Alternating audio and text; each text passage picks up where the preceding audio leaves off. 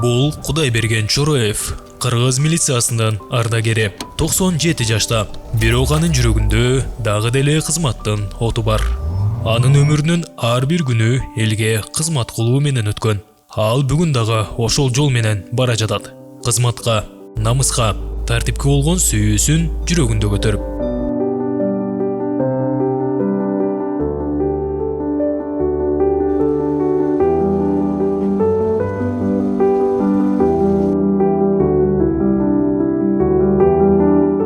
Assalamu alaikum Аксакал. Келиңиз, кандайсыз? Ден соолуктарыңыз жакшыбы? Келиңиз кандай? Жакшы айланып келдиңиз. Жакшы эле. Кыдырып келдиңиз бир сыйра. Жүрүңүз. Илгерки машина айдаган бир ойго түшүп атат айдасам, илгерки учурда постоянно машина менен жүрүп айдаган. Келиңиз. Бул 90-тан ашкандан кийин Ronda 5'ti жоготуп койот экен адам.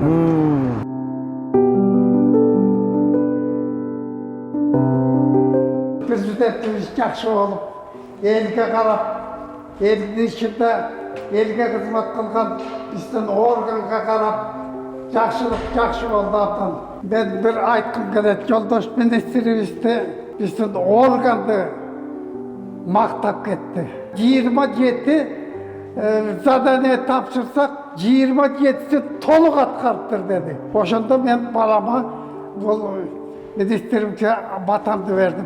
Рахмат айнанайын. Кабыл болсун. Өмүрү узун болсун, иштеген иши ийгиликтүү болсун. Дайыма органды мактагандай болуп иштеп жүрөлү айнанайын. Рахмат. Айтканыңыз келсин. Жүрүңүз. Милиция бул жон гана кызмат эмес, бул элге берилген ант.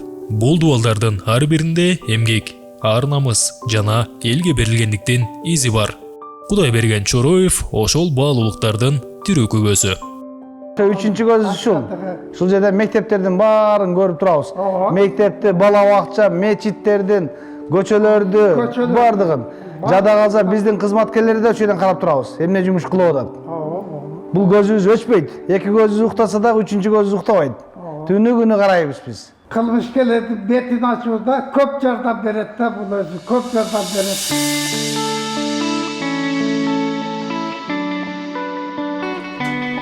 Өзүңүздөрдүн бөлмөңүздөргө кирели.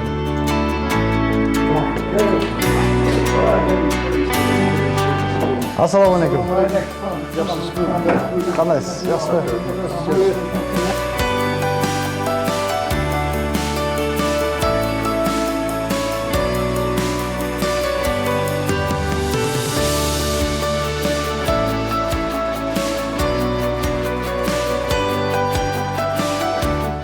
Биздин ардагерлердин сүрөттөрү турат. Бул УВДдан чыккандар. Областта 366 киши. Чороев Кудайберген Кудашеке деп коебуз. Кичинекей кезинде көргөм.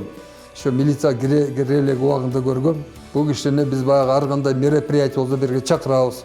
Ошол жерге отуруп өзү баягы иштеген мезгилинде бар эмесин айтып берет. Биз эми ошо менен сыймыктанабыз, что арабызда ушундай ветераныбыз бар.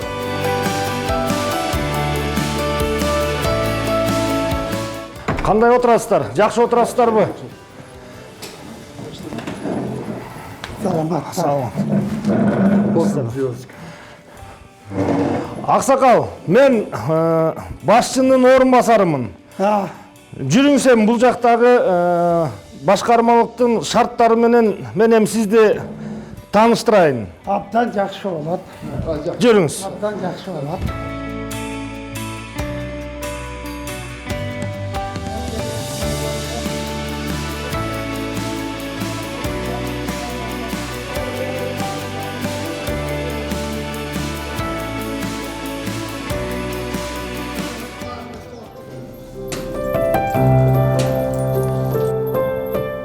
Намаздар балдарым.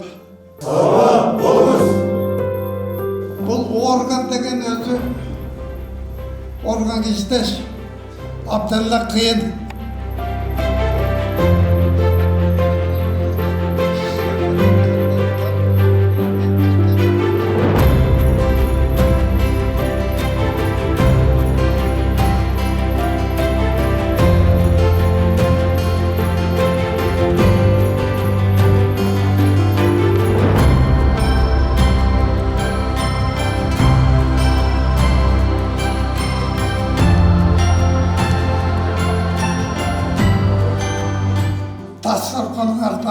ketmesin.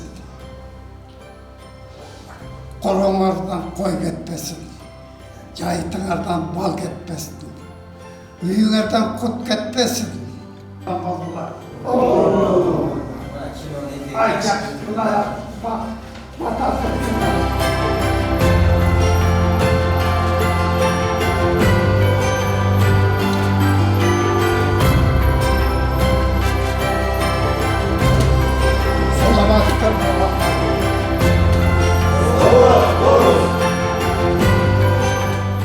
Yoldaş Çorayev'den üçün işlegen kızmatı yaxşı işlegen üçün bir sürü Verkhovny Sovet Kırgız SSR'nin nemesinden aldı dep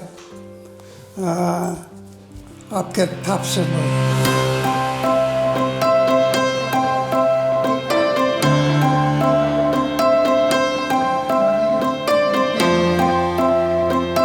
Бұл ақсақалды біз көчөдөн көргөндө ақсақал бізге аябай камкор кылат. Акыл насааттарын айтып, көчөдө кандай жүрүш керек, элге үлгү болуп, талим тарбиясын айтып келет. Биз да ақсақалды сыйлап, ар дайым ден соолукта болсун, өмүр узун болсун, ушундай ақсақалдар бизге насаатын айтып, туура жолго багыт берип жүрөрсүн.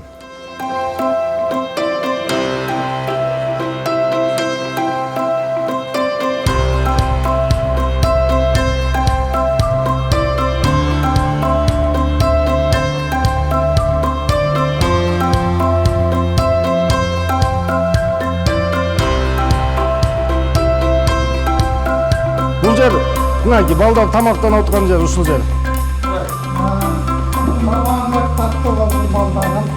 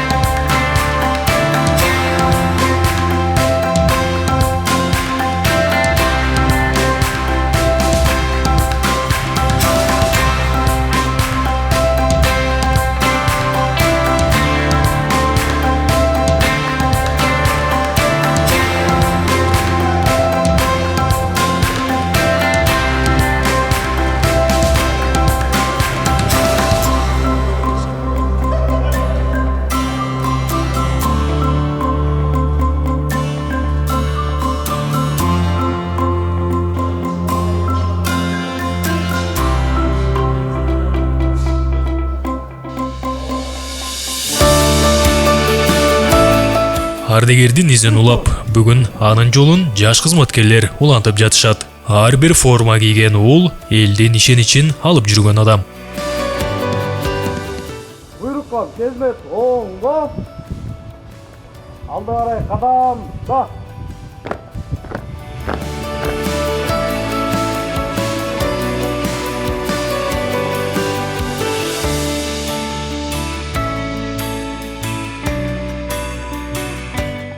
Бұл аллея генерал майордун погону. Үстүнөн караганда генерал майордун погону, ошон үчүн генералдар аллеясы деп курулду. Милиция аймактык ыйгарымдын өкүлү милиция лейтенанты Бейшекеев. Милиция лейтенанты Сагынбеков.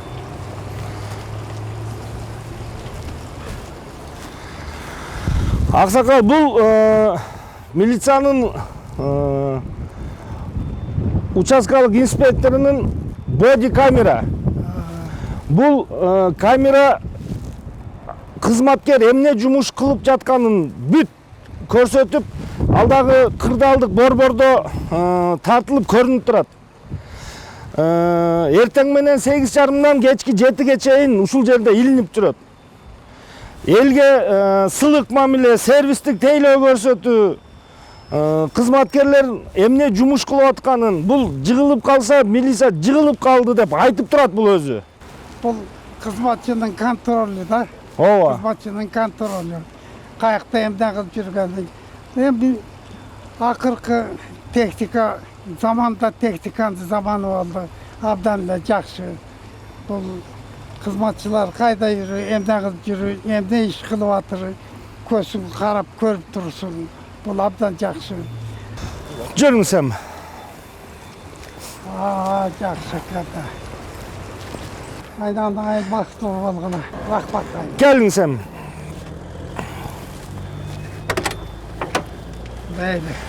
Мейліңіз. Рахмат.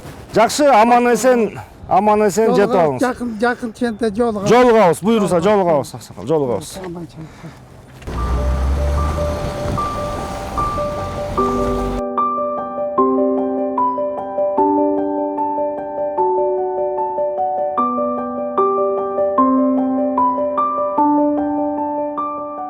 Ардагердин эң чоң сыйлыгы тынчтык жана балдарынын, неберелеринин күлкүсү. Өмүр бою элге кызмат кылган адам үчүн ушул бакубат үй бүлө эң чоң сыймак.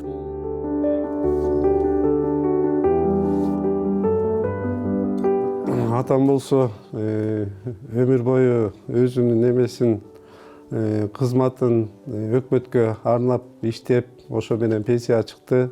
Атабыздын артынан балдары дагы кызматкер болуп иштешти. Алардын улуусу генерал майор, калган үчөө полковник.